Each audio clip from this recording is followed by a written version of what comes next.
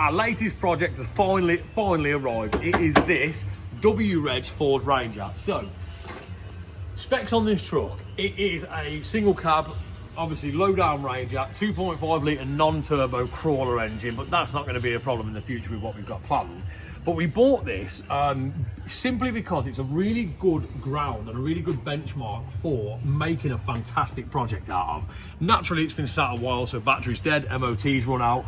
The best part of the truck, if you ask me, come here and have a look at this, is the interior. Now, bearing in mind it's a 25-year-old truck, and if you look around the seals here, you'll see how long it's been sat. All this moss has built up.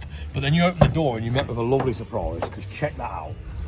That is clean, really for its age, very, very clean. It only wants a quick spruce up in there, and that gets it to a good standard.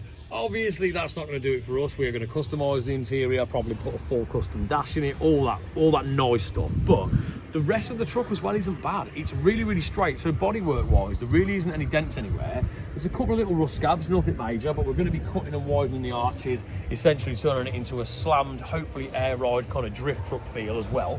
But overall, it's a really, really good base for a project, because it puts us in a position where there's no major lot to take care of. Once the tub and the cab are off, we're all good.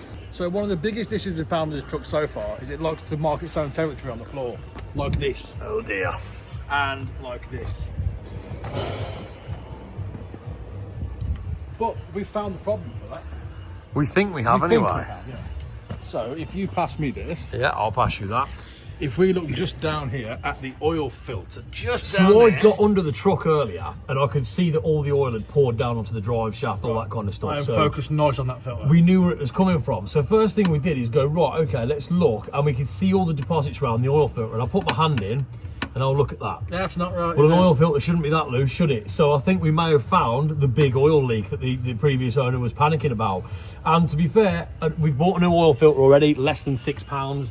So we could solve it for free by tightening that one up, but we'll put the new one on so we know we've got a new O-ring, and that should be solved for less than £6. Oil leak done. So, should we get the tools out? I think we should. Let's get onto it. Right then.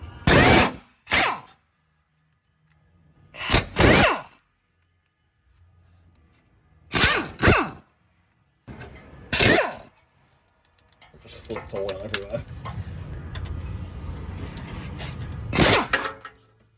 One important step then is to get some degreaser in and start melting all this old oil off. So we'll just use some solvent panel wipe. As you can see, that's going to get rid of a lot of the oil deposits, leaving us with a clean environment so we can see exactly what's going on.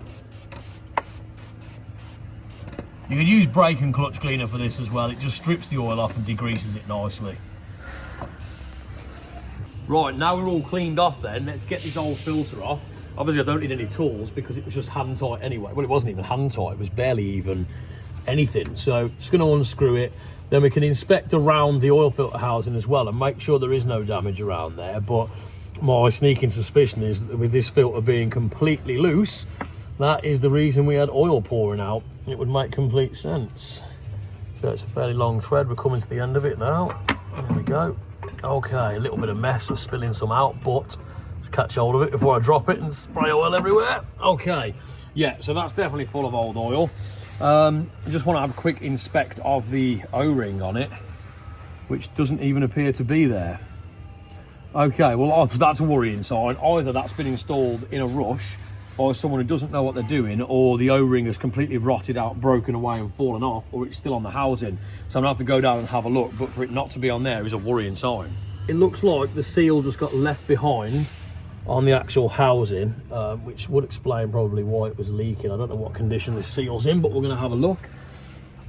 It's gone rigid, put it that way. It's not exactly like the supple rubber seal that you would expect it to be, so that might explain part of the problem as well. But the fact that it obviously detached itself from the filter is definitely an issue. But you know what, with it coming loose, I'm not sure whether that was just screwed on loose in the past or whether it's vibrated loose. These engines are known for being quite rattly and vibration based, so there's a solid chance. It doesn't even look that bad, but you know what, we're not taking any chances. That one's going in the bin and we're going to replace it with a new filter. I've primed this new oil filter with a drop of oil, and then I'm just going to prime the new gasket.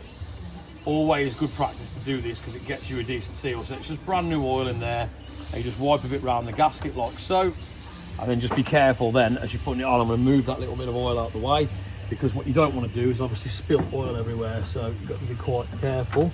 Get that down, align that with the thread.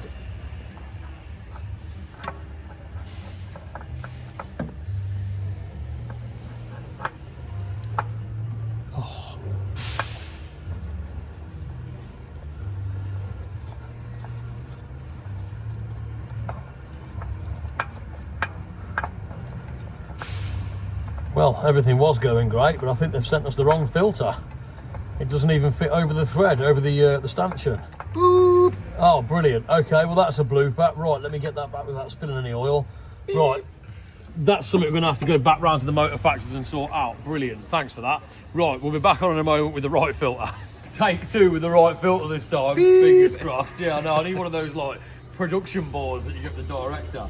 Right, so I've primed this one, and again, just going to prime up the seal with a nice little bit of fresh oil just to help that seal up nicely. You don't need loads of that. Right, now let's move this again because I don't want to knock that down the engine or get covered in oil because that's not very nice. Let's wipe my hand off.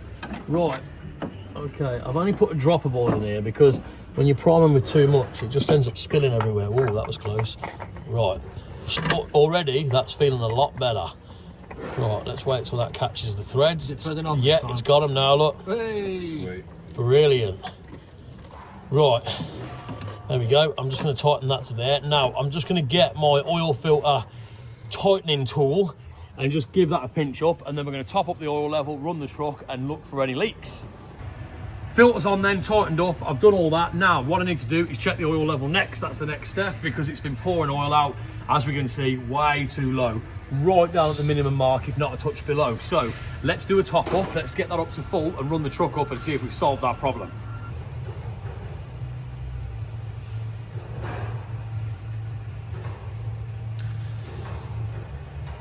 The oil's going in, it's getting full. The oil has stopped. Okay, let's check the level, see where we are. Yep, you know what, I've just poured a bit more in, so that's settling down, so that should land us bang on full. So that is enough for an initial run up, and we'll see exactly where we are going with it. So let's get the jump pack on and get this bad boy started. Fantastic news, it's sorted it. So just making sure the oil filter was tightened off has completely eradicated that leak. You can see there's nothing coming from the housing down there whatsoever. So that has solved that leak good and proper. So we'll keep our eye on it over the next few runs, but for now, I'm finally getting to take this for a spin up and down the road, so I am happy. Right, I'm getting it and I'm going up and down the road. See ya!